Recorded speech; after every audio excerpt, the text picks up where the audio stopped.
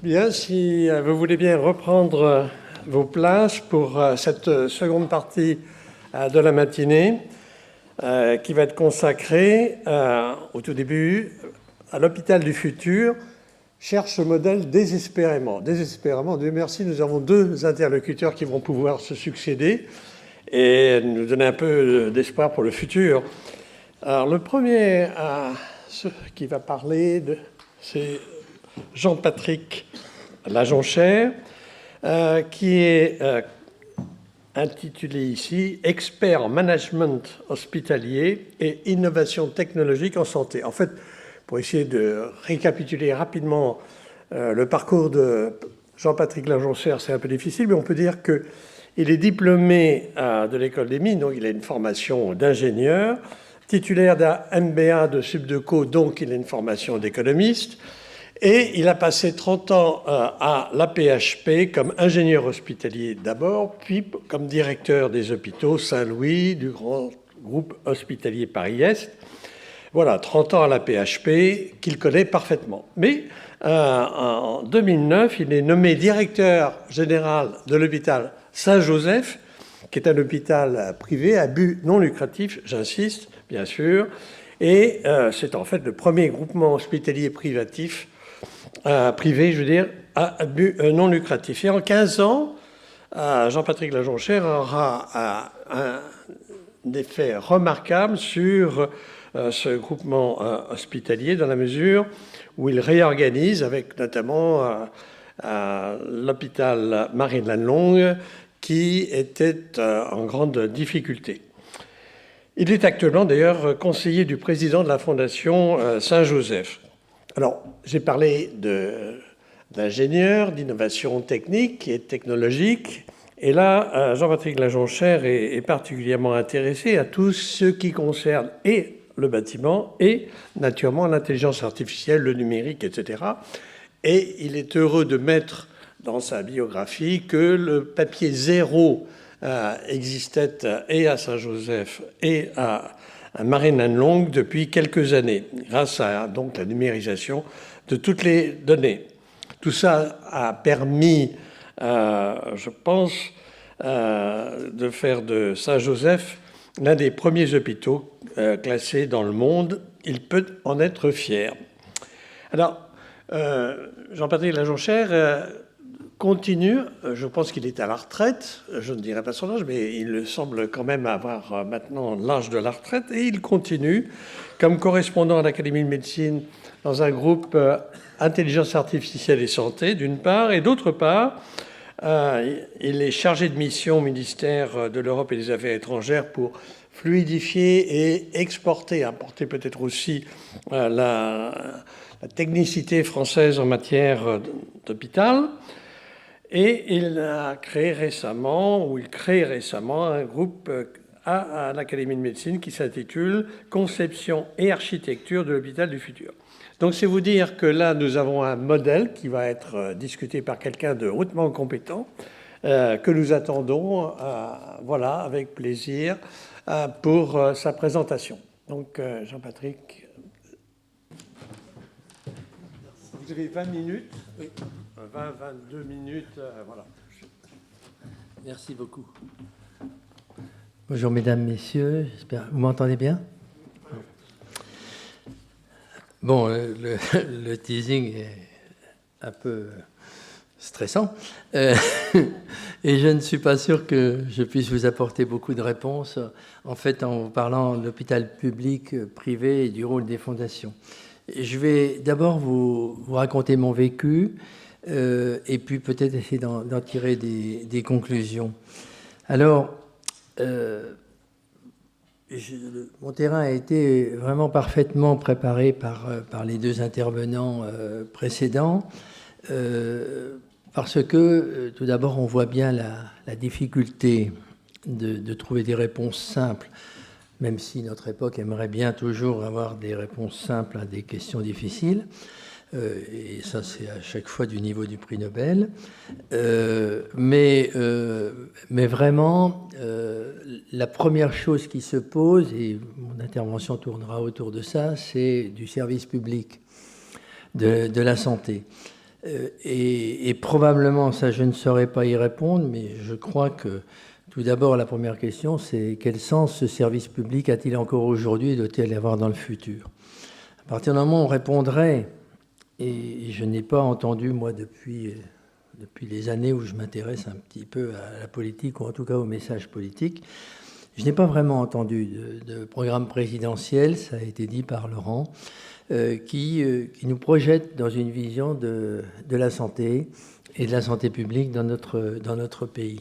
Et donc, on finit par parler d'une richesse, c'est-à-dire le service public hospitalier, l'accès aux soins à tous, comme d'une pauvreté, puisque ce service coûte tellement cher qu'on a envie de faire plein d'économies pour que la France, sa communauté populationnelle de la France, puisse le supporter. Vous voyez un petit peu comment le manque de sens finit par transformer une richesse en pauvreté, une mission fantastique, celle de soigner, en difficulté, et comment, après une crise sanitaire comme le Covid, qui a mis en exergue le fait qu'avant, on avait dit aux soignants, on ne peut pas vous donner plus d'argent, mais vous faites un métier merveilleux. Après, on a dit, comme vous faites un métier merveilleux, maintenant, on va vous donner de l'argent, et ça coûte beaucoup à la collectivité nationale. Et en fait, les soignants sont sûrement contents de l'avoir, mais en fait, ne cherchaient pas forcément ça. Bien sûr, ils cherchaient à vivre correctement, à ce que leurs engagements personnels en matière d'urgence, en matière de permanence des soins soient reconnus. Mais ça l'a été dit par Nicolas Revel, ils cherchaient aussi des conditions de travail correctes et cohérentes, etc. Et vous voyez, à chaque fois, on se demande où est le sens. Et je trouve, moi, que quand vous êtes dans un cadre limité, celui d'une fondation ou d'une association, il est plus simple, probablement, à notre niveau, de retrouver du sens que dans des services publics qui sont, je dirais, écartelés entre différentes contraintes. Donc, revenons aux propos. Deux statuts pour exercer le service public, en fait. Celui des hôpitaux publics, avec dépendant de la fonction publique hospitalière et exerçant le service public hospitalier quasiment majoritairement. Et puis des hôpitaux qui avant s'appelaient participants au service public hospitalier. Et l'acronyme était compliqué, d'ailleurs il ne s'est pas simplifié. L'acronyme était compliqué, mais il disait bien quel était le statut des fondations ou associations. C'est celui d'être aux côtés des hôpitaux publics pour exercer le service public hospitalier. Et en tout cas, nombre d'entre nous, fondations ou associations, alors les hôpitaux les plus connus de ce type-là, c'est l'hôpital Foch, c'est l'Institut Montsouris, c'est l'hôpital Marie-Lannelongue, Saint-Joseph, les Diaconesses pour les Parisiens. Bien sûr, et c'est plus méconnu, les centres de lutte contre le cancer, qui ont un statut un peu particulier, mais qui sont des hôpitaux privés non lucratifs, et l'hôpital Saint-Joseph de Marseille, Saint-Joseph-Saint-Luc à Lyon, Bagatelle à Bordeaux, etc.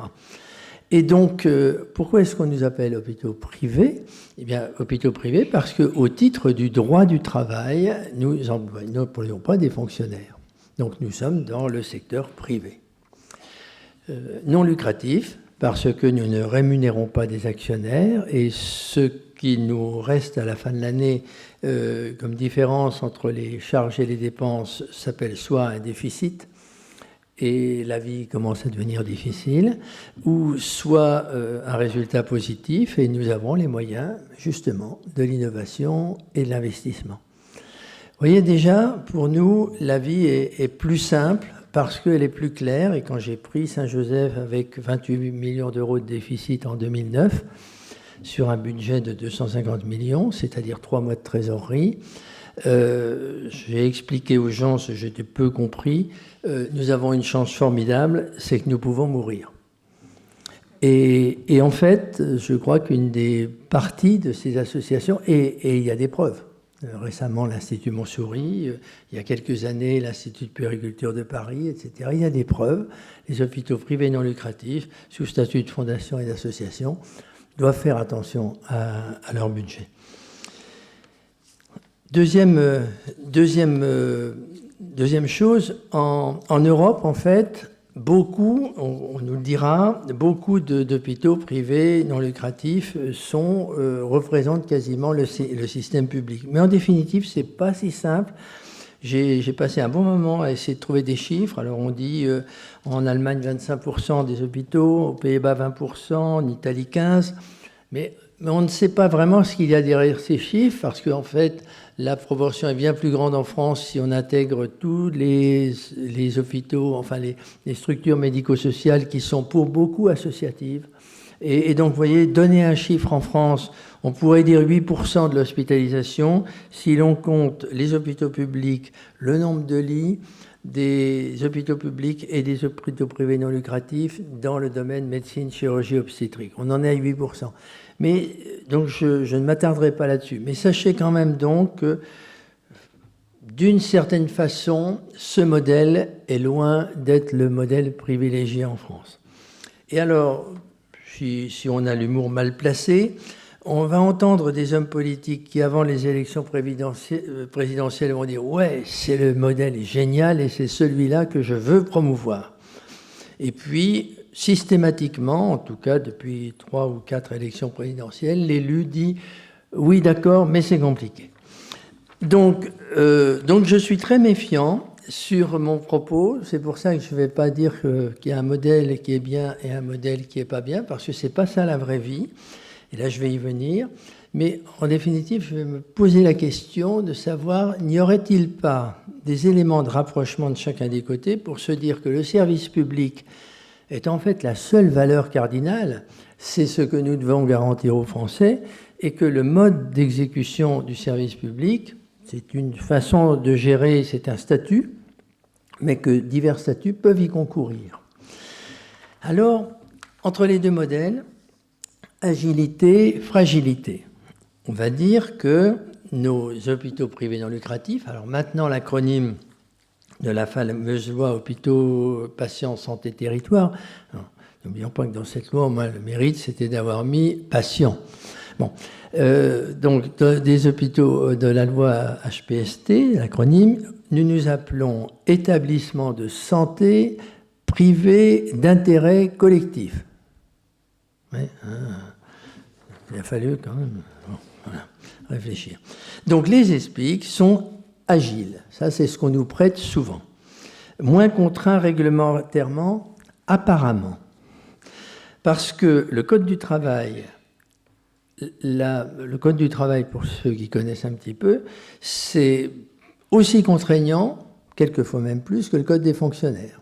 Donc le Code du travail n'est pas si simple à gérer. Les entreprises le savent aussi. Les contraintes de code des marchés publics. Vous interrogez des avocats, je l'ai fait. La moitié des avocats disent les privés non lucratifs sont soumis au code des marchés publics. L'autre moitié disent non, ils ne sont pas soumis. Donc à votre conseil d'administration d'apprécier dans quelle catégorie vous logez. Donc là, en tout cas, même quand ce n'est pas le code des marchés publics, c'est des enjeux de concurrence, de transparence, etc. Tout cela, c'est compliqué aussi. Toutes les réglementations de la santé sont applicables aussi aux hôpitaux privés non lucratifs. Donc, vous voyez, je n'engage pas à chercher l'agilité et la souplesse dans des réglementations différentes. Par contre, je trouve que, et là Laurent l'a beaucoup développé tout à l'heure, la décision proche du terrain, le fait d'avoir un conseil d'administration, et là, pour le coup, l'apport de Nicolas Revel en disant « mais quelle légitimité d'un conseil d'administration ?»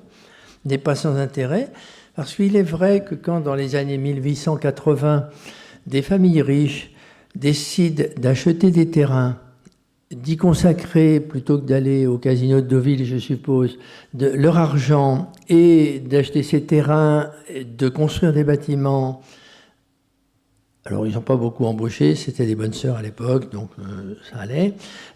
Donc, la masse salariale n'était pas le premier poste de dépense, apparemment, des hôpitaux. Il n'empêche qu'ils ont embauché des médecins et très rapidement des infirmières quand même. Et donc, ils ont consacré jusqu'à l'apparition de la sécurité sociale leur fortune à faire de la charité, qui était donc dans la catégorie « la charité devient hôpital ». Et ces familles ont donc un patrimoine qu'elles ont transformé en fondation. Et c'est cette fondation qui fonde la nécessité d'un conseil d'administration et qui fonde la légitimité de tout cela. Et ce conseil d'administration est responsable financièrement en cas de faillite. Vous voyez donc, une entité simple. Ce conseil d'administration nomme un directeur. Et contrairement aussi à l'imagerie populaire, le directeur est révocable et plus facilement, au moins aussi facilement que par les agences régionales de santé aujourd'hui pour les directeurs d'hôpitaux publics.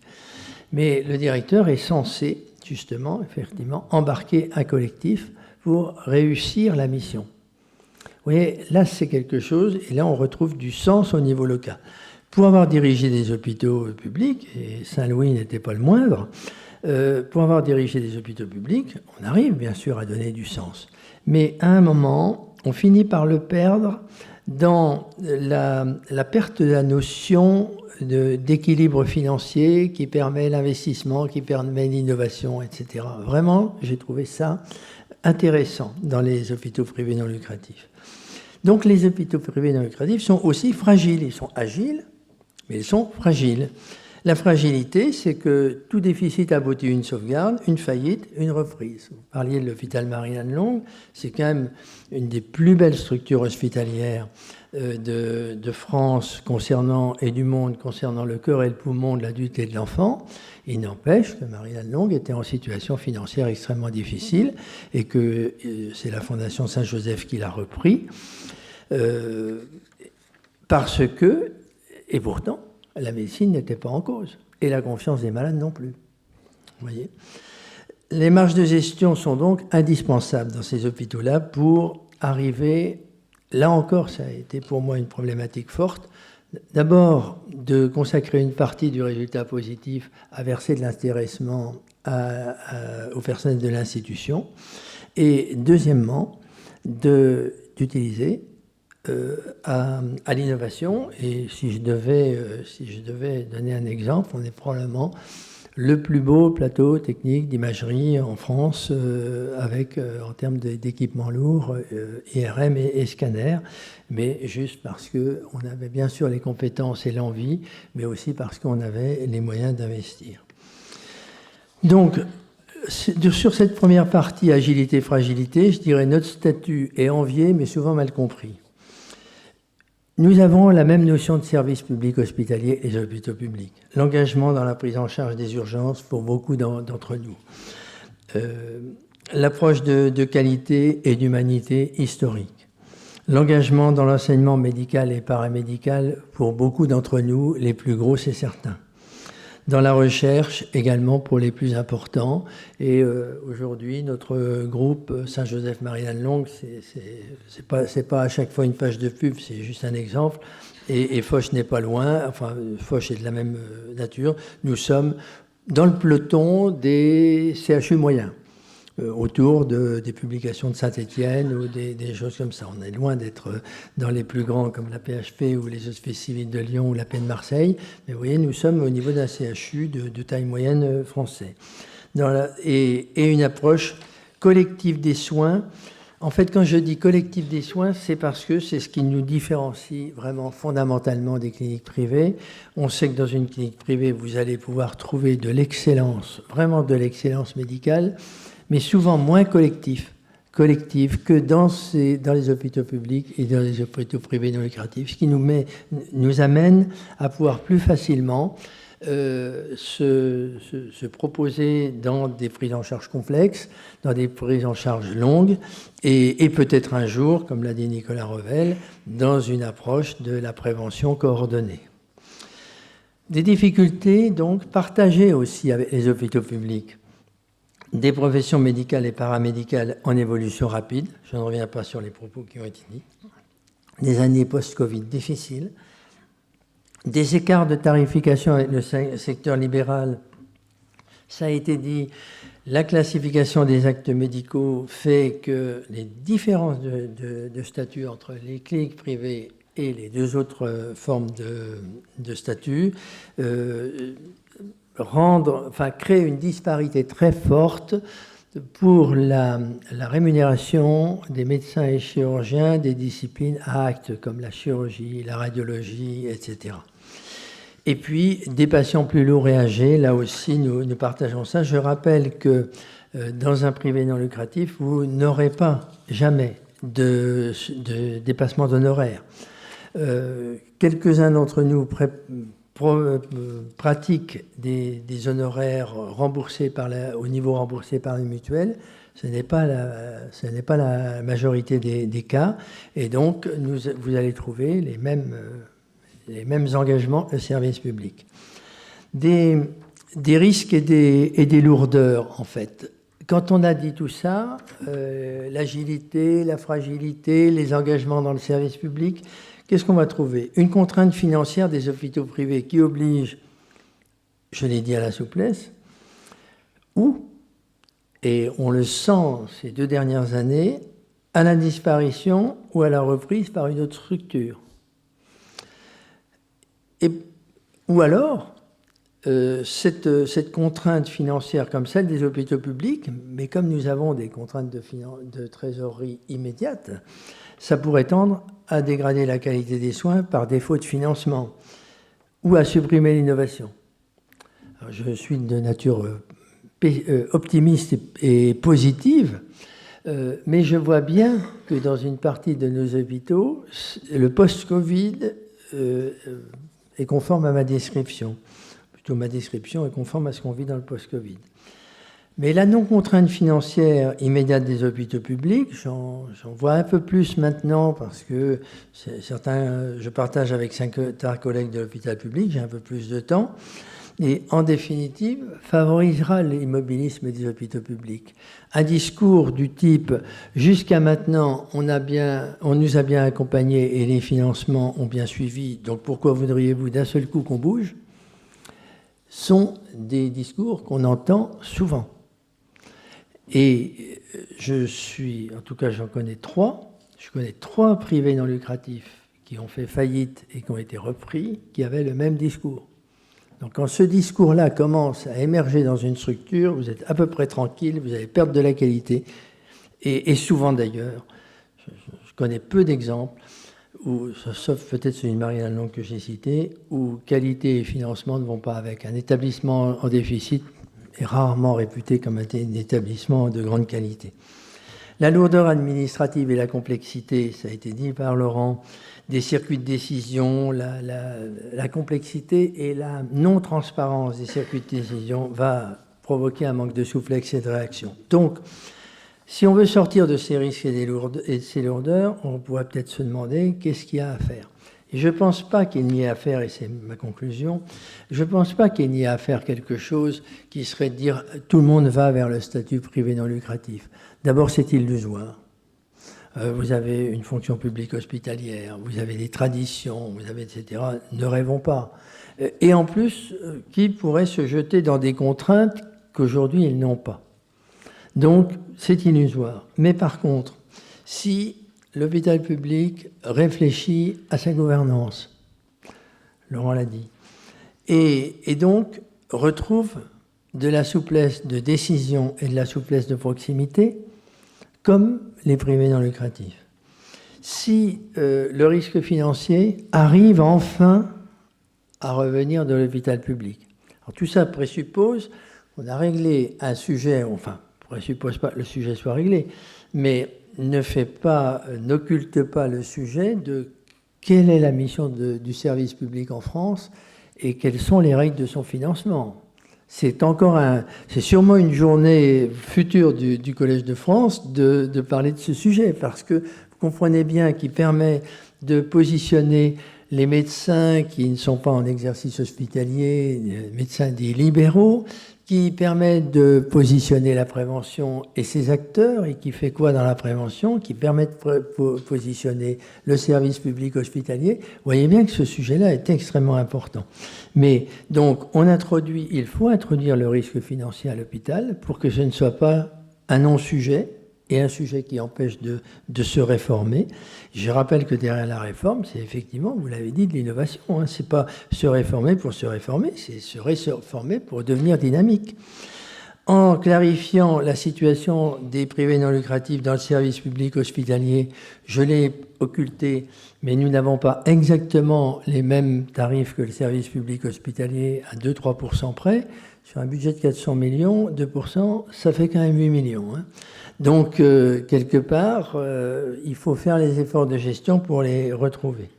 Et donc, peut-être, un nouveau contrat de service public pour les deux structures, avec des améliorations et des évolutions dans chaque, une reconnaissance des deux structures en commun, et donc, petit à petit, éventuellement, une possibilité pour certaines des structures publiques de franchir le pas, puisque des statuts pourraient être unifiés, en tout cas dans l'application de leur mode d'exercice.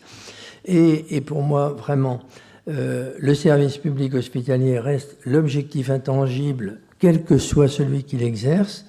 Et par ailleurs, ma proposition serait, sans modifier les structures, qui est quand même quelque chose d'extrêmement difficile dans notre pays, d'aller chercher le meilleur des deux mondes pour exercer le service public. Voilà. Merci beaucoup à vous.